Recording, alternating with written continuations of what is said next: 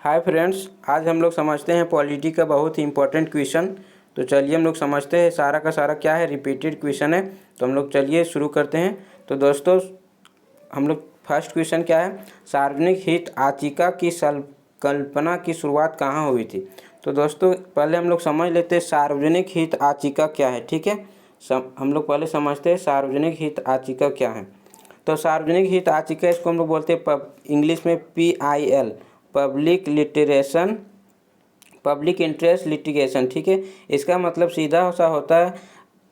इसका एग्जांपल से यदि हम लोग देखते हैं तो मान लीजिए कोई समाज है। ठीक है, उस समाज में यदि कोई एक ऐसा व्यक्ति है जो कि गलत काम कर रहा है और उस गलत काम के लिए यदि पूरा समाज में इफेक्ट पड़ रहा है उस गलत काम का, तो हम लोग उस व्यक्ति के विरुद्ध क्या कर सकते हैं, PIL यानी कि सार्वजनिक हित याचिका ला सकते हैं। कहाँ से, हम लोग कोर्ट में जाके उसके विरुद्ध मुकदमा कर सकते हैं। तो इसी का यही होता है क्या, PIL। तो PIL कोई भी व्यक्ति कर सकता है। ठीक है, तो इसका ये जो शुरुआत इसका कहाँ हुआ था सबसे पहले, तो इसका शुरुआत USA में हुआ था। यानी कि इसका राइट आंसर क्या सी हो जाएगा, USA। हम लोग थोड़ा सा समझ लेते हैं। USA देखिए दोस्तों, ये वर्ल्ड मैप में USA का, ये जो देख रहे हैं आप, ये USA का वर्ल्ड मैप में है। और हम लोग थोड़ा सा और समझ लेते हैं, USA का जो है नेशनल फ्लैग ये इस तरह का है। उसके बाद से यदि हम लोग इसको जूम करते हैं तो इस टाइप का आता है USA का मैप। ठीक है, उसके बाद से PIL देखिए, PIL क्या है, ये यहाँ पे PIL पब्लिक इंटरेस्ट लिटिगेशन। ठीक है, समझ गए हम लोग। अब हम लोग चलते हैं नेक्स्ट क्वेश्चन की ओर। नेक्स्ट क्वेश्चन है दोस्तों, निम्नलिखित में से भारतीय संविधान के ऊपर सबसे अधिक किसका प्रभाव पड़ा। तो भारतीय संविधान के ऊपर सबसे बड़ा प्रभाव आप लोग सब जान, ये क्या है, बहुत ही बार पूछा गया ये क्वेश्चन। तो इसका राइट आंसर क्या होगा, ऑप्शन ये भारत सरकार अधिनियम 1935। इसी के तहत क्या संविधान हम लोग का गठित हुआ था, बनना प्रारंभ हो गया था। तो चलिए हम लोग नेक्स्ट क्वेश्चन के चलते, देखिए पूछा RRB मुंबई असम में 2006 में पूछा गया क्वेश्चन है। तो हम लोग नेक्स्ट क्वेश्चन की ओर चलते हैं, सारा पूछा हुआ क्वेश्चन है। ठीक है, नेक्स्ट क्वेश्चन क्या है दोस्तों, संविधान की संरचना की परिकल्पना का उद्भव सबसे पहले कहाँ हुआ था। हमारा देश का जो भारतीय संविधान है इसका उद्भव सबसे पहले कौन सा देश में हुआ था, ये पूछा गया। ठीक है, तो इसका उद्भव सबसे पहले कहाँ हुआ था, ग्रेट ब्रिटेन में। ठीक है, यानी कि लंदन में हम लोग बोलते हैं इसको। तो इसका राइट आंसर क्या हो जाएगा, सी। ठीक है, हम लोग ग्रेट ब्रिटेन का देख लेते हैं मैप। देखिए ब्रिटेन का क्या है, ब्रिटेन का मैप इस टाइप का है और ब्रिटेन का नेशनल फ्लैग क्या है, देख इस टाइप का है। ठीक है, अब हम लोग नेक्स्ट क्वेश्चन की ओर चलते हैं। नेक्स्ट क्वेश्चन है, किस देश ने सबसे पहले विश्व को लिखित संविधान दिया। तो पूरा विश्व में सबसे पहले दोस्तों किसका लिखित संविधान बन के तैयार हुआ था। तो सबसे पहले लिखित संविधान पूरा विश्व में अमेरिका का था। ऑप्शन ये हो जाएगा इसका राइट आंसर। चलिए नेक्स्ट क्वेश्चन की ओर चलते हैं। नेक्स्ट क्वेश्चन है दोस्तों, विश्व में लिखित संविधान किस देश का सबसे विस्तृत है। यानी कि पूरा विश्व में किस देश का संविधान सबसे बड़ा संविधान है। तो हम लोग जानते हैं दोस्तों इसका राइट आंसर क्या हो जाएगा, हमारे देश भारत का है सबसे बड़ा संविधान। पूरा विश्व में सबसे बड़ा लिखित संविधान किसका है, भारत का है। तो इसका राइट आंसर क्या हो जाएगा, सी। ठीक है, भारत। अब हम लोग समझ लेते हैं, यदि क्वेश्चन पूछेगा सबसे बड़ा संविधान या सबसे विस्तृत संविधान, तो क्या हो जाएगा, भारत का संविधान लिखित में। और यदि पूछेगा सबसे पहला देश, विश्व में सबसे पहला देश लिखित जो लिखित संविधान था वह क्या था, अमेरिका। ठीक है, हम लोग 4-5 समझ गए। अब हम लोग नेक्स्ट समझते हैं। नेक्स्ट क्या है, संविधान सभा के संबंध में निम्नलिखित में से कथन सही है, कौन सा कथन सही है। तो संविधान सभा में हम लोग को किस किस का आज़ादी दिया, तो हम लोग देख लेते हैं, वह वयस्क मताधिकार और आधारित नहीं था। तो ये सही है, उस टाइम मताधिकार पर आधारित नहीं था। उसके बाद दूसरा क्या है, प्रत्यक्ष निर्वाचन से परिणामित हुआ है, ये गलत है। वह बहुदलीय निकाय था, ये भी नहीं था। वह कई समितियों से मिलकर काम करता था। तो हमारा संविधान तो दोस्तों बन रहा था वह बहुत समितियों से मिलकर बना था। संविधान सभा में संविधान बनने में कितना समिति हम लोग गठित हुआ था, 17 हुआ था। तो ये भी 4 सही है, ऑप्शन सी सही, 4 सही है। एंड वह वयस्क मताधिकार और आधारित नहीं था, ये भी सही है। यानी कि 1 और 4 यानी कि राइट आंसर क्या हो जाएगा, सी। ठीक है, इसका राइट आंसर सी। चलिए नेक्स्ट क्वेश्चन की ओर चलते हैं। नेक्स्ट देखिए पूछा आरआरबी मुजफ्फरपुर असम में 2008 में पूछा है, ठीक है। चलिए नेक्स्ट क्वेश्चन की ओर चलते हैं। नेक्स्ट क्वेश्चन है दोस्तों, भारत का संविधान 1950 को लागू हुआ, यानी कि भारत का संविधान कब लागू हुआ? तो ये सब हम लोग जानते होंगे कब लागू हुआ भारत का संविधान, तो 26 जनवरी 1950 को लागू हुआ था। तो इसका राइट आंसर क्या हो जाएगा? सी हो जाएगा, ठीक है, इसका राइट आंसर सी। अब हम लोग नेक्स्ट क्वेश्चन की ओर चलते हैं। नेक्स्ट क्वेश्चन है, भारत एक संप्रभु लोकतांत्रिक गणराज्य बना, यानी कि भारत लोकतांत्रिक गणराज्य कब बना? तो जब हमारा देश क्या, हम लोग गणतंत्र दिवस जिस दिन हमारा संविधान लागू हुआ उस दिन से हम लोग क्या संप्रभु लोकतांत्रिक गणराज्य बन गया।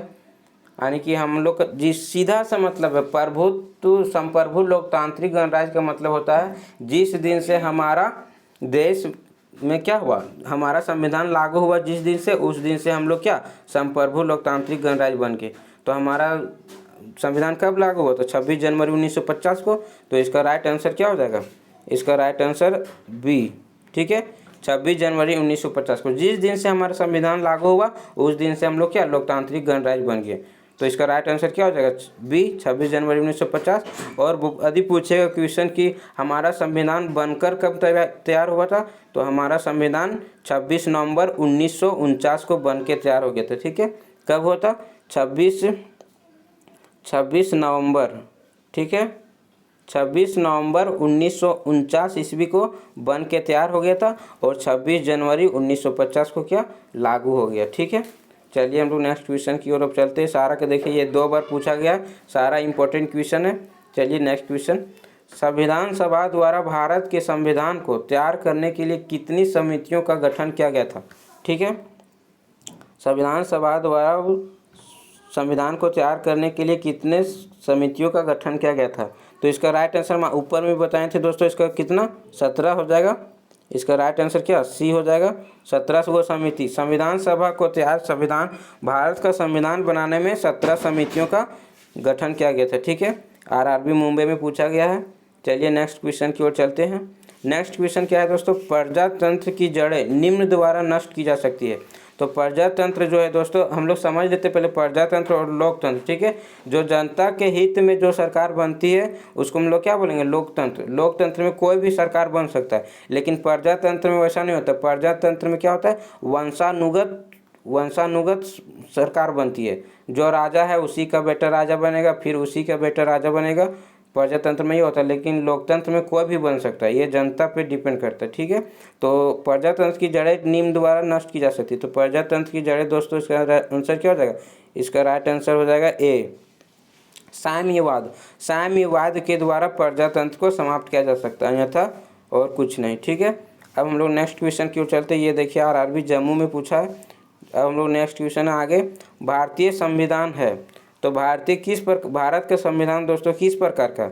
बहुत ही कठोर है, बहुत ही लचीला है, कठोर है, असंत कठोर, असंत लचीला है, उपरोक्त में से कोई नहीं।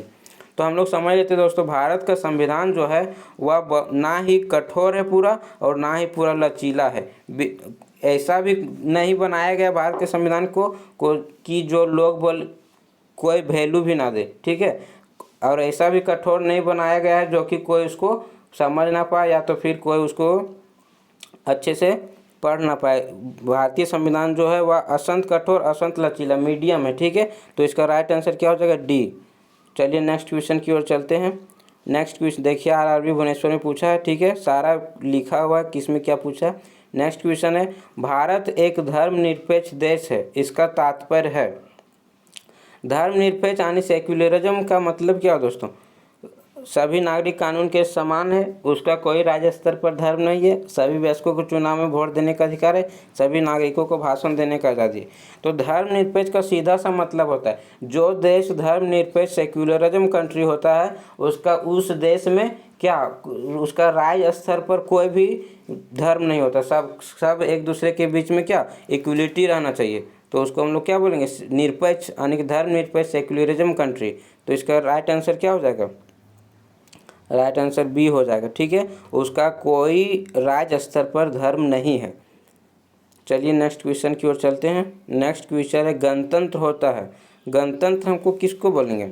गणतंत्र का ऊपर में हम बताएं ना, जहाँ पे क्या वैसा राज्य या राज्य, हम लोग पॉलिटी पढ़ रहे, राज्य मतलब जब राज्य यदि कहीं भी पॉलिटी में राज्य वर्ड का उपयोग होता है तो उसका सीधा मतलब होता है देश, ठीक है। राज्य मतलब पार्टिकुलर स्टेट नहीं, ठीक है। तो गणतंत्र हम उसको बोलेंगे जहाँ पर वंशानुगत सरकार ना हो, वंशानुगत सरकार ना हो। यदि वंश कोई राजा है, उसी का वंश फिर से राजा बनता है, फिर उसका बेटा फिर राजा बनेगा, तो उसको हम लोग गणतंत्र नहीं बोलेंगे। गणतंत्र मतलब वंशानुगत क्या, वंशानुगत नहीं रहना चाहिए क्या, अध्यक्ष, ठीक है। देश का मुखिया जो होता है वो नहीं रहना चाहिए। तो इसका राइट आंसर क्या हो जाएगा? राज्य जहाँ पर अध्यक्ष वंशानुगत रूप से ना हो, यानी कि इसका राइट आंसर क्या होगा? डी नंबर, ठीक है। महेंद्रों में पूछा, आरआरबी महेंद्रों में। चलिए नेक्स्ट क्वेश्चन की ओर चलते हैं। नेक्स्ट क्वेश्चन है दोस्तों, कैबिनेट मिशन प्लान के अधीन बनी संविधान सभा में कितने सदस्य थे?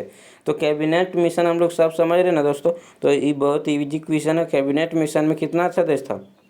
लगभग सबको पता होगा, 389, ठीक है। कैबिनेट मिशन प्लान के अधीन संविधान जो बन रहा था उसमें 389 सदस्य था, ठीक है। चलिए नेक्स्ट क्वेश्चन की ओर चलते हैं। नेक्स्ट क्वेश्चन है दोस्तों, वेबल योजना के असफलता का मुख्य कारण क्या था? तो वेबल योजना के असफलता का मुख्य कारण क्या था? कांग्रेस और मुस्लिम लीग के बीच सहमति ना हो पाना, ठीक है। तो इसका राइट आंसर क्या हो जाएगा? बी नंबर, कांग्रेस तथा मुस्लिम लीग के बीच सहमति ना हो पाना।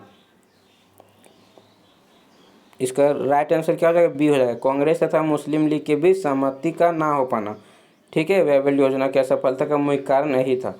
तो हम लोग इतना 15 क्वेश्चन हो गया। और हर दिन हम लोग 15 क्वेश्चन करेंगे पॉलिटी का, ठीक है। सीरीज कंप्लीट करेंगे। तो आज इतना ही रखते हैं, फिर से नेक्स्ट वीडियो में करेंगे, ठीक है।